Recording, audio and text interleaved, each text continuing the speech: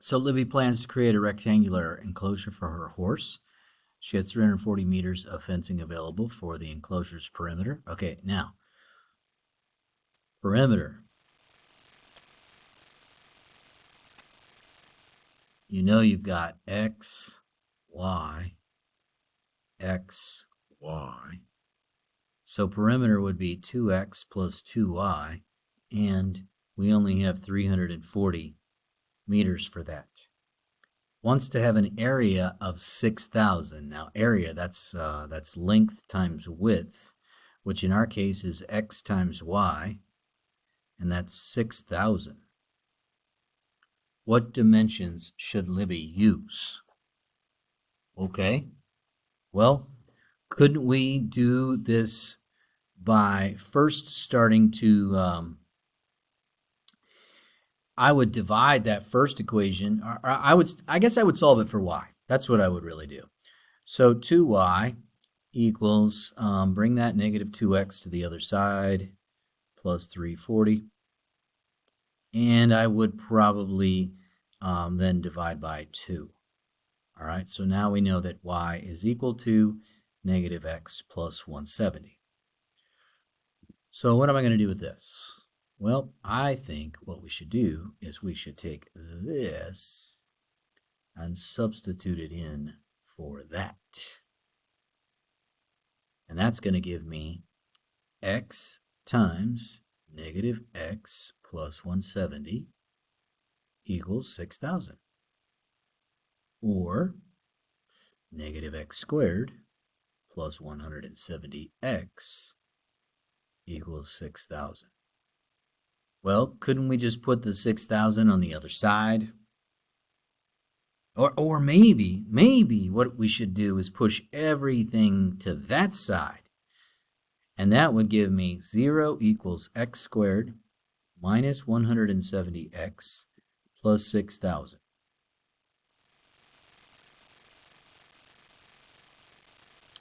Well, now wait a second. If I'm completing the square, let's back up.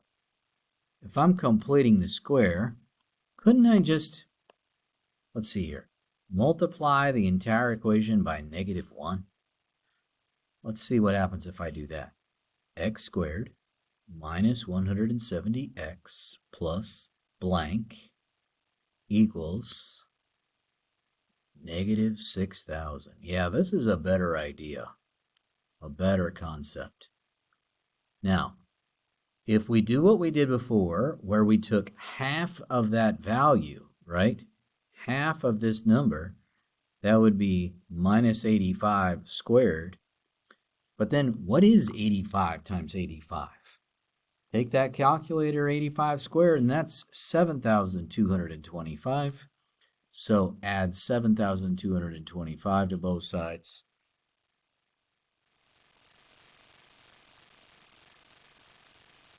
And we get 1225. And then, of course, we can square root x minus 85 equals. Now, I know we talk about plus and minus, right? Why isn't that working? Square root 1225, 35. Now, why am I only doing the positive? Because, folks, let's back up. Let's do plus and minus 35, and we'll see if we come up with any weird answers. I am going to add 85 to the other side. And so 35 plus 85 makes 120. And negative 35 plus 85 equals 50.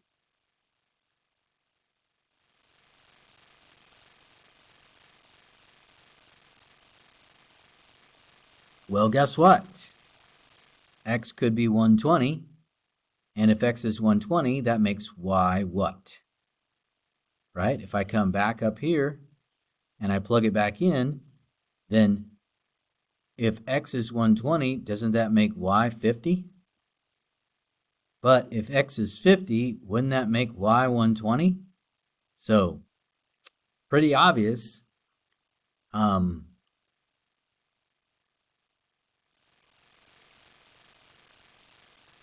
we have this whole completing the square process that works for us. But what happens if the a value is not a 1? I mean, it worked out this time, right? The dimension should be 50 by 20. Or 120 by 50, whichever way you want to say that. Now I'm going to kind of ignore the stuff in the blanks because I need... Okay, so we're going to start this question by moving that 3 out of the way. We didn't have to do that on the other examples because they already moved that constant out of the way for us. So we've got 3x squared plus 6x equals positive 3. We got that on the other side. All right, now, of the remaining factors, here's where we need to... We're going to factor out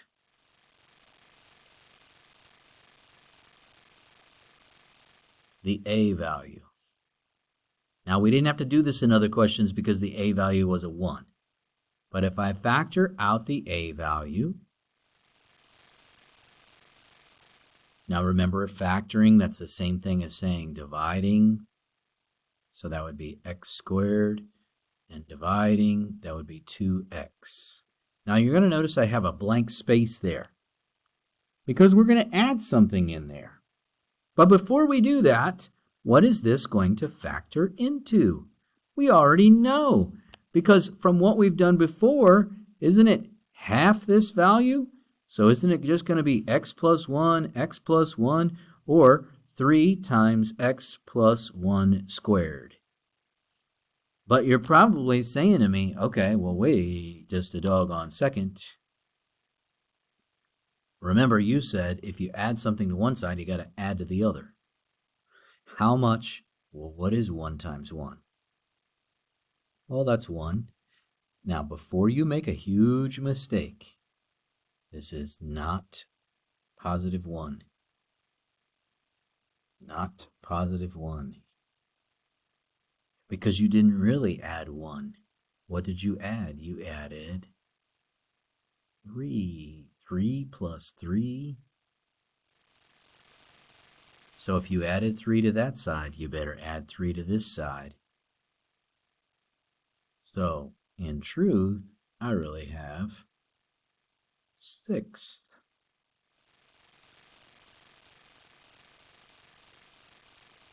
Now I can divide out the 3, get the x plus 1 quantity squared by itself, and that gives me 2.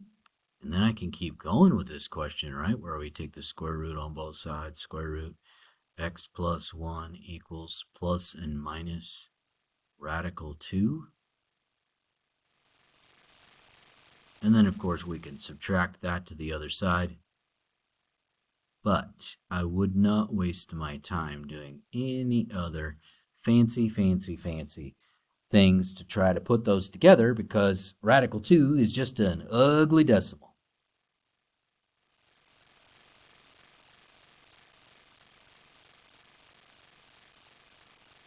All right, well, what about the next one? It's already got the 1 on the other side. Okay. So, out of these two things, I'm going to pull out the 2, giving me x squared minus 4x plus blank equals 1. Sorry. The last one's going to have to just get bumped over. So 2, remember, it's half this.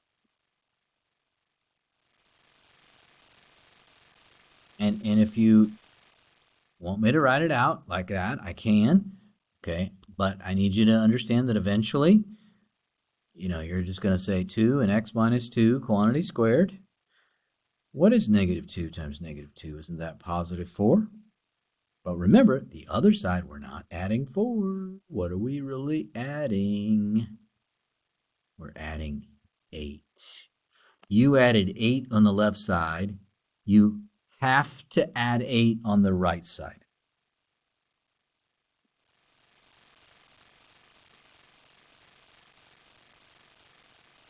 Divide by 2, divide by 2. Folks, don't change it. Leave it as a fraction.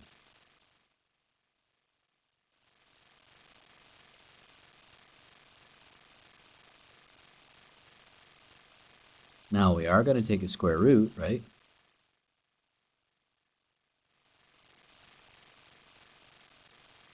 Plus and minus. Now, that's really the square root of 9 over the square root of 2.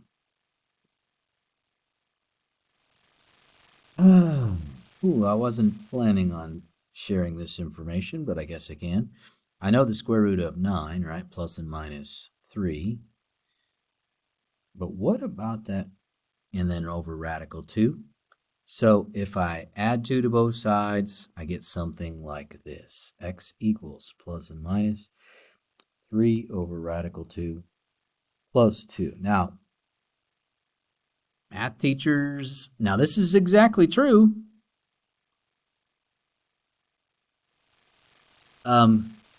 In the world of math, not a lot of teachers are going to leave a radical in the denominator, but guess what? It's not the worst thing in the world.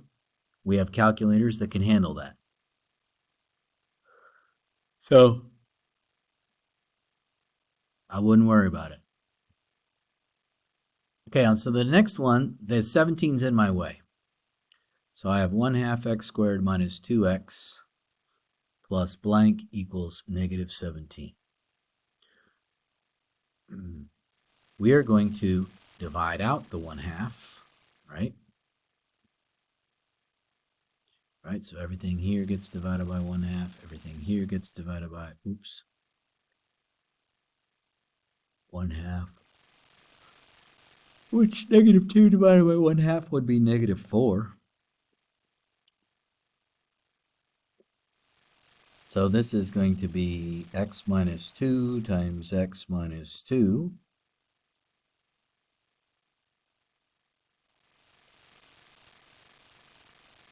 Well, negative 2 times negative 2 is 4. But before you figure out what goes there, realize you took half of 4. Half of 4 is 2.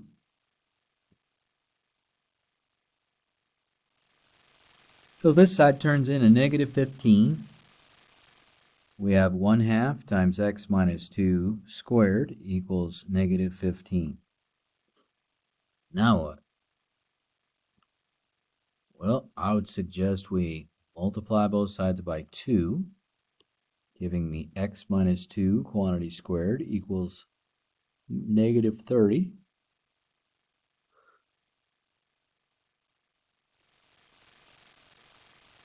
Then we take a square root, which would be x minus 2 equals plus and minus. Ooh, perfect squares that go into 30. 4 doesn't go in. 9 does not go in. I don't think there is one. So the only thing that's coming out of that is the negative, right? So this is really square root negative 1 square root 30, or I square root 30. And of course you want the negative 2 to go to the other side, so it's by itself. 2 plus or minus I square root 30.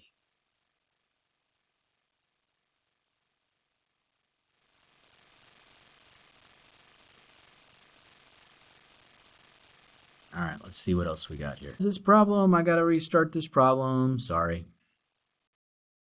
Okay, so this 20 is going to go over here.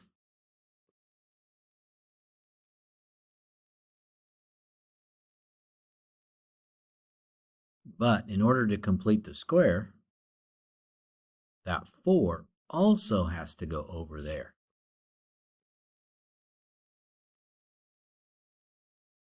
So now I have 16 equals negative 16t squared plus 32t. Okay, so if I would factor out the negative 16, that would give me t squared minus 2t plus blank. And we could do the same thing that we had done before. Factor it, right? T minus 1 times T minus 1, which we all know that 1 times 1 is, or negative 1 times negative 1 is positive 1. But how much did we really add to that side? We really added negative 16 times 1, so that means we got to come over here and add negative 16. And, well, that's weird. We get 0. So negative 16 times t minus 1 squared equals 0. Well, I would divide out the negative 16. I would get t minus 1 quantity squared still is equal to 0. Take the square root on both sides. T minus 1 equals 0. Well, don't tell me plus and minus because 0 can't be plus and minus. That's the only kind of number that doesn't. And then, of course, you'd move that to the other side. T equals 1. That's kind of a weird example in the fact that I know that we can do all that stuff,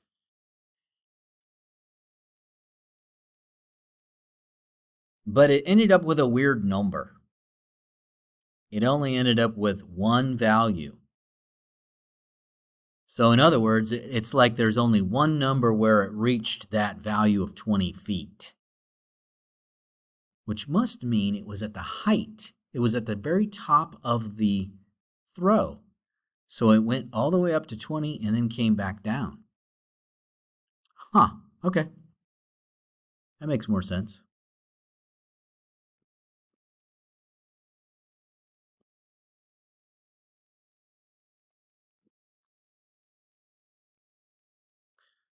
All right, so we're going to push that 5 to the other side. X squared plus 8x. And then we're going to start this process. We know it's x plus 4 times x plus 4, or x plus 4 squared. But 4 times 4 we know is 16. So if we add 16 here, we have to add 16 on the other side also, which would be y plus 11. And then, of course, to get this into vertex form, we have this. Oops, I made a mistake, huh? Didn't I? That should be a minus. Which means my vertex is at the point -4, -11. Now, the part in green says state the maximum or minimum value of the equation. So, this parabola opens up. We know the a value is a positive 1, so it has to open up. Therefore, the vertex would be the minimum. So the minimum value is a y value. Y equals -11. That is a minimum y value of -11. When we get to the next one, we know that one's going to open down because of the negative a value. Now, I'm going to push the -3 over to the other side, giving me y plus 3 equals -x squared plus 6x. And we'll keep this question. All right, now, before we're going to have to factor out that -1 before we can keep going. Now we can do the factoring, right? X minus 3, x minus 3. But we all know -3 times -3 is positive 9. Before you add the wrong number to the other side, remember that you didn't just add 9, you really added -9. So we have -9 plus y plus 3, or y minus 6. So this is y minus 6 equals -1 times x minus 3 squared. And if we want to put this in final vertex form, -1, or you could just put a negative sign, I don't care, x minus 3 squared plus 6. So my vertex is at 3, 6. Since this thing opens down, that means this is a maximum y value. Y equals 6.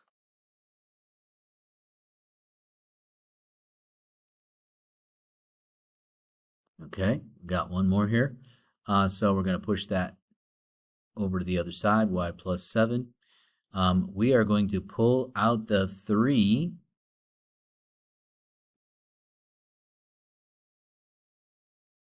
We are going to factor, right?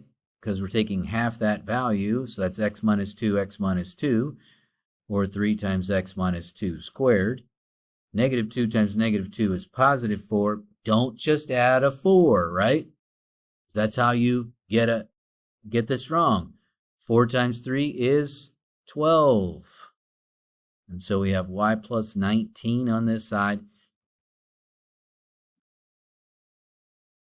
And then we could bring that over to the other side. 3x minus 2 quantity squared minus 19.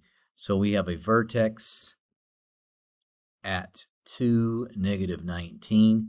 And what do we know about this y value? Well, this thing opens up because it's a positive 3. So that would have to be a minimum at, wow, that was a bad looking at sign. Come on. At y equals negative 19.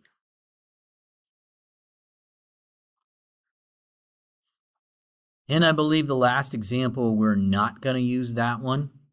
I think it'll be a little bit too challenging for us, so we're going to leave that one alone. Cross that off our list.